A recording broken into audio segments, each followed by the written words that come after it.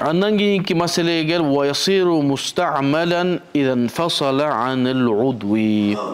Эми суу качан колдонулган суу деп айтылат.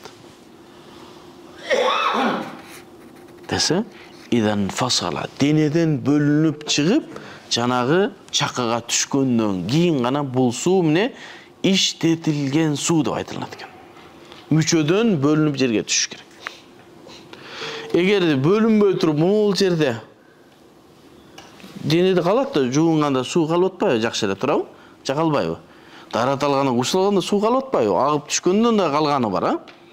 Ал суу колдонулган суу деп айтылбайт. Качан денеден бөлүнүп жерге же болбосо чакыга түшкөндөн кийинки суу гана эмне колдонулган суу деп айтат экенбиз. Биз мурдагы сабактарыбызда бир айтканбыз. Эсиңиздерде барбы? Эгерде дара талууну каалаган адам суу аз боло турган болсо, ошол канчалык даражада немени мүчөлөрдү жууганда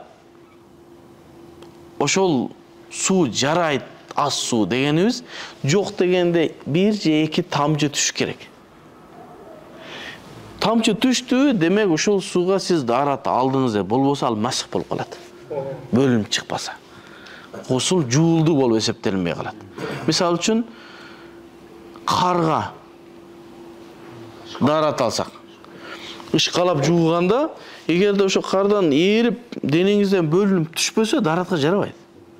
1-2 жок дегенде 1 тамчы же 2 тамчы түшкөндөн кийин болду, сиздин даратыңыз бар болуп эсептелин. Себеби эмне? Денени толук жуулуп бүтүп, андан агып атат деген маселе.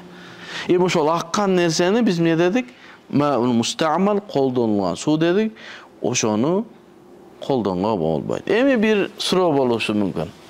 Пайгамбарыбыз саллаллаху алейхи ва саллам дарат алгандан кийин дагы пайгамбарыбыз Айша энебиз ошого дарат алган го. Ошондой уккансыздар ошону? Хадис бар, а?